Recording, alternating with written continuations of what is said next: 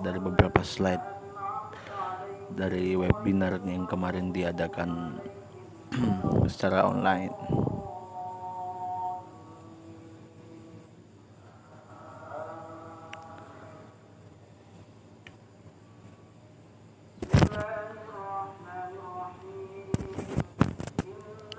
Ya, kemarin sempat diadakan webinar online yaitu yang bertema pembangunan pertanian era new normal, menjaga eksistensi untuk kesejahteraan petani dan konsumen, yang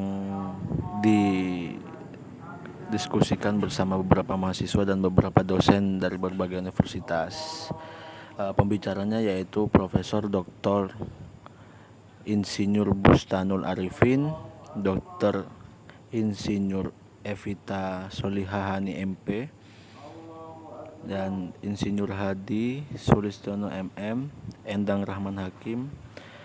Moderatornya Dr. Insinyur Joni MMA, Mrur M.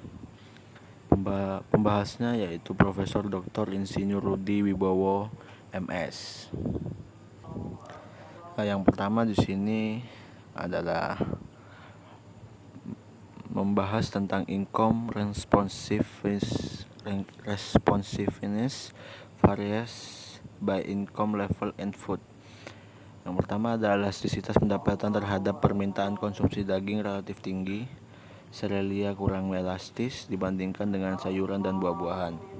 Makin tinggi pendapatan elastisitas permintaan terhadap konsumen, bahan-bahan pokok relatif menurun atau semakin tidak elastis. Yang kedua, keadaan seperti ini apa yang dapat dilakukan manakala terjadi peningkatan harga-harga pangan ataupun shortage bahan pangan, terutama bagi mereka yang berpendapatan rendah atau kurang gizi, kelaparan, dan malnutrisi. Yang ketiga, hilangnya daya beli yang disebabkan oleh penyakit ini dapat mengubah pola makan seseorang dengan asupan gizi yang lebih buruk. Panik buying dalam bahan pangan seperti yang kita saksikan, putusnya rantai pasokan akan berdampak pada kenaikan harga-harga pangan. Yang selanjutnya di sini ada beberapa mahasiswa atau dosen-dosen yang menanyakan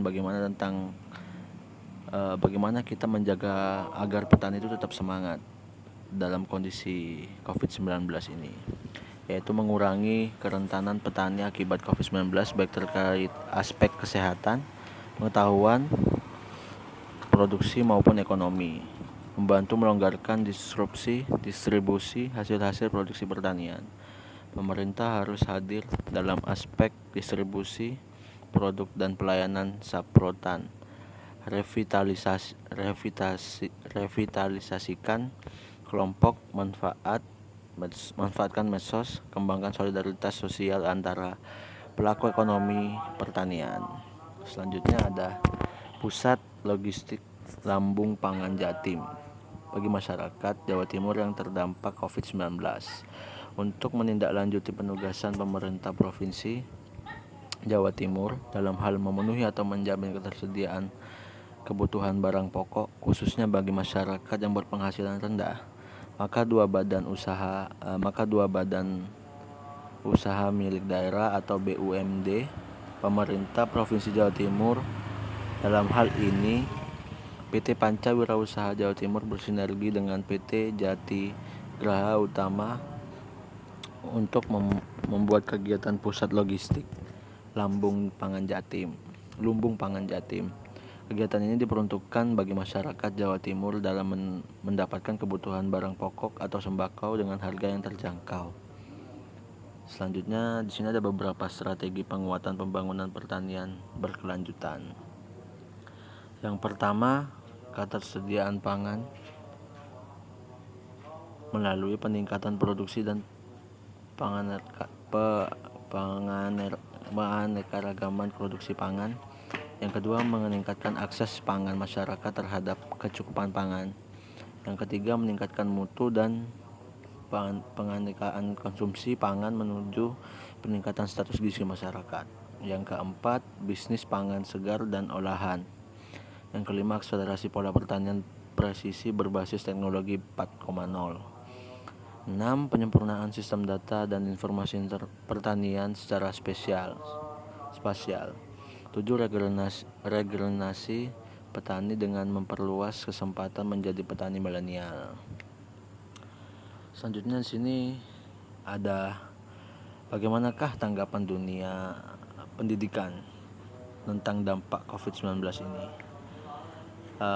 Bukankah selayaknya pendidikan dibuat agar bersifat relevan dan berpengalaman hidup yang sedang menuntut jawaban kini dan di sini.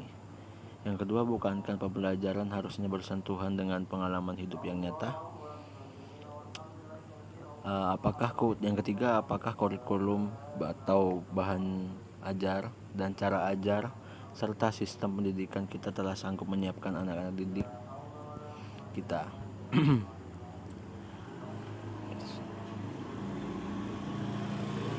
Ya, sekian dari presentasi slide yang saya rangkum dari webinar kemarin. Saya Johan Wahyu Nugroho, mahasiswa agribisnis pertanian Universitas Muhammadiyah Jember. Sekian, terima kasih. Wassalamualaikum warahmatullahi wabarakatuh.